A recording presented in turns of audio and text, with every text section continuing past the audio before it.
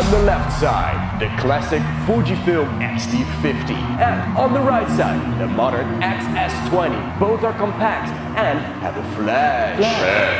Let's test these cameras on performance, photography, video, and handling, so you know which one is right for you. Let's roll!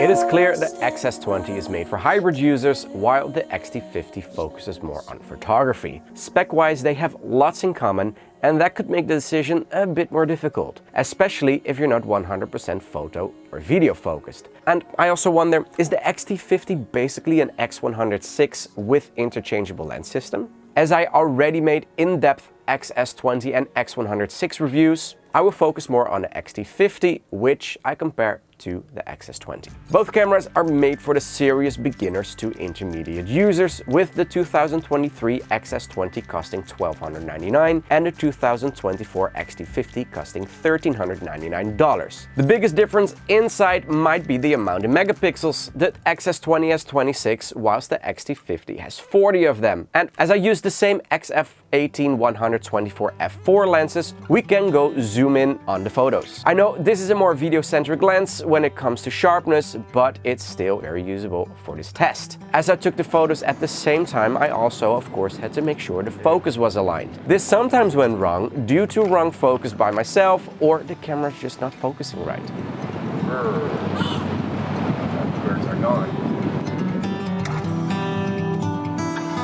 While checking the photos, I sometimes felt that the 40 megapixels didn't really add too many details. But when both cameras were focusing perfectly on the same subject, I do notice the X-T50 has a bit more details when zooming all the way in. Now, I haven't seen a huge difference, and my conclusion is that these extra pixels will not be the reason for me to choose the X-T50 over the X-S20.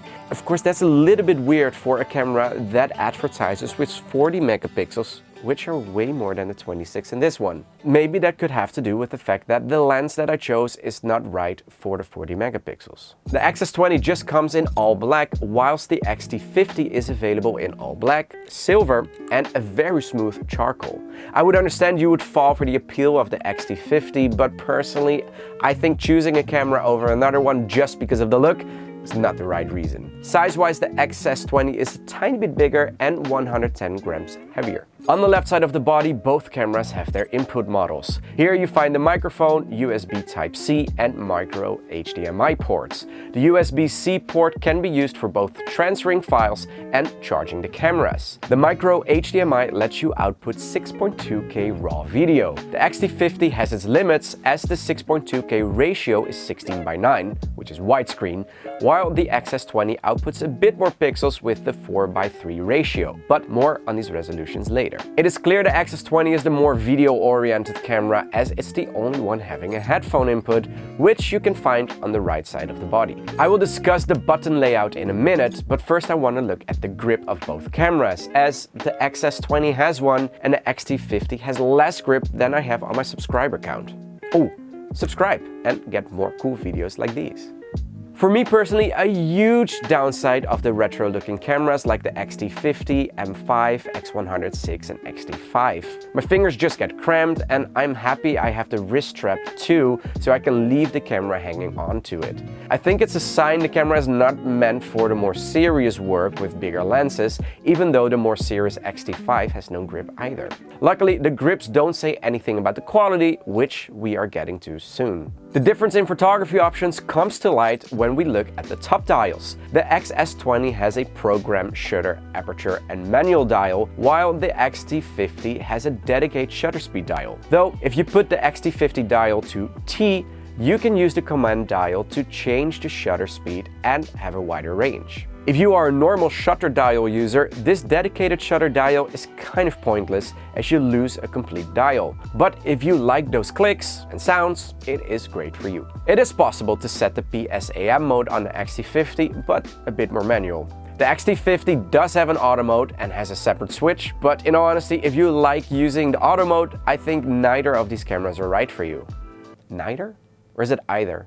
Neither. I don't know. Program mode you can reach by putting the shutter dial in A of automatic, and the same counts for the aperture of your lens. Depending on your lens, you do this via the lens itself or via the menu. So yeah, this is a beginner camera, but you have to be dedicated to learn how to use it to get the full potential out of it. I actually like the light compensation button on the X-T50 as it's quite difficult to move. This makes sure you don't accidentally change your settings, which happened all the time when I was using the X106. The X-T50 film simulation dial is not assignable to anything else, but on the XS20 it is. The X-T50 has two dials you can't assign to anything else, which are the film simulation and shutter dial. So the XS20 gives you a bit more options to set it exactly the way you like. With 180,000th of a second, the X-T50 has a way faster shutter speed than the 32,000th of a second on the XS20. In real life, that means you can shoot a hummingbird dead still at 32,000th, and at 180,000th you would actually kill it. So, do you notice all the music in the background? This adds atmosphere to the video and helps to create smooth and clear transitions between chapters and scenes. I actually just started to use a new stock music website, and yes, this is a little promo, but only because I actually like and use their music. So Audio, with double I, has a huge catalog of highly curated music, and there's some of the songs you can even hear on Spotify. You can use AI to find your perfect song or just put in a YouTube URL to find similar music. Right now you can get 70% discount for a year of music with my discount code in combination with the URL found in the description of this video. And now I have your attention, you can also check out the t-shirts that I make in all kinds of designs and all kinds of colors, and I think they're pretty cool. Okay, back to the review. I mentioned in my previous videos I really enjoy the film simulations, and the family is only getting bigger. At this point, all Fujifilm cameras have 20 simulations and variations to choose from Vivid to Acros all the way to Riella Ace or Classic Chrome. Afraid the simulations are baked into the image? Don't worry, just make sure you shoot in RAW as well, so you can edit the RAW photo or use the simulation and adjust these to your taste. Having trouble getting the RAF RAW photos into Lightroom? Well, just download the Adobe DNG converter, which will convert the RAF files into DNG without quality loss. This way, you can import the RAW files into Lightroom easily. Fujifilm receives quite some criticism as it comes to their autofocus. Not long ago, it was Panasonic who had the worst autofocus because of the use of contrast detection AF, but since they use very good phase AF, Fujifilm really needs to keep up. The X-T50 and XS20 show somewhat similar results. This makes sense as they use the same processor. The result is that the autofocus is accurate, but sometimes doesn't pick up on targets at all, and it is clearly not the fastest autofocus in combination with the lenses I used. In some situations, the T50 was the winner, but in other situations, the XS20 came out stronger, so let's call it a tie. Battery life. This is the big one as the cameras use different batteries. It is interesting as the newer X-T50 uses the older batteries, whilst the XS20 has the newer and bigger battery. I tested battery life by putting the cameras next to each other and let them film until the battery died. As you can see, the X-T50 shut down after 1 hour and 25 minutes of filming in the lowest video quality setting, while the XS20 lasted twice as long and died after a good 2 hours and 52 minutes. It is not that the X-T50 uses more energy, the battery is just so small that it won't last long. So buy extra batteries, and I always suggest to buy original ones as they will last longer. We are working with the same image processor but with different sensor pixel counts, 26 versus 40. Less pixels means they are bigger, meaning they can catch more light. But how does this look in real life and what does it do to the noise? Now, I am using an f4 lens, which is not great for low light, but as we use the same lens on both cameras, it doesn't really matter. Zooming in on the photos, it surprises me the X-T50 keeps more of the details than the X-S20. The noise in the photos seems to be quite similar, and the X-S20 seems to lose a bit more details, but considering it's working with way less megapixels, you could say there barely is a difference. How about low light in video? Well, I am a little bit disappointed the X-S20 has more noise than expected, given it has bigger pixels. Maybe the X-T50 even wins this battle, but you can judge for yourself.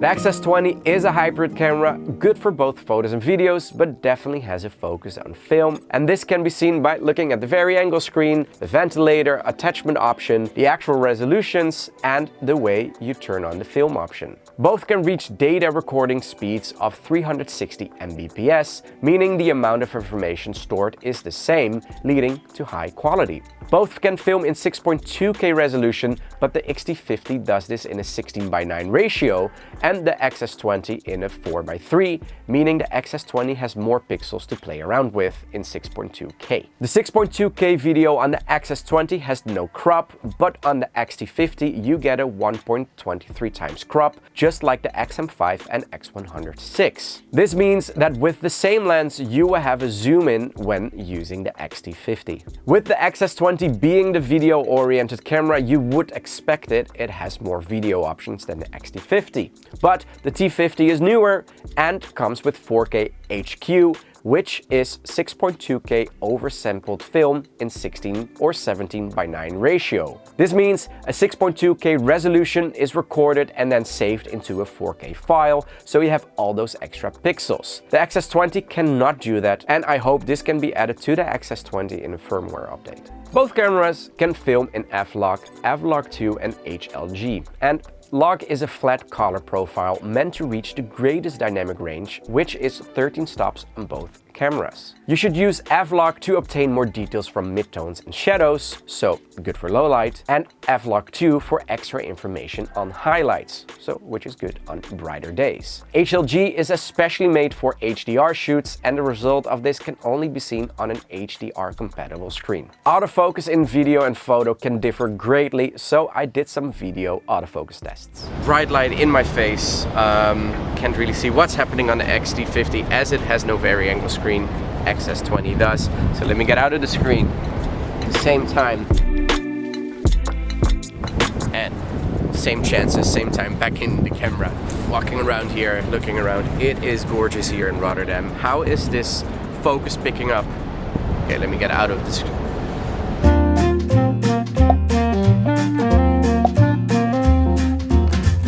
And one more time. Let's go back.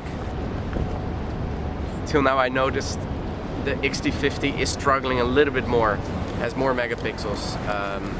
Not too impressed with the autofocus. So the question is the X-T50 basically an X106 with an interchangeable lens system? Well, my short answer is yes. They both use the same processor and 40 megapixel sensor, have a tilt screen and barely any grip. The long answer is yes, but the X106 of course has the optical/electronic rangefinder style viewfinder, a built-in ND filter and a fixed 23mm f2 lens, making it a compact camera. They have the same button layout, where the X-T50 is the one with an extra dedicated film simulation dial and the X106 has a button and lever at the front of the camera. Film quality on the X-T50 is better as it can reach higher bit rates, but they both allow 4K oversampled footage. The X-T50 is cheaper, it has a flash, it uses UHS-2 instead of UHS-1 cards, has one stop more of IBIS, and here's the big one, the X-T50 is actually in stock, while the X106 is still on pre-order. Why?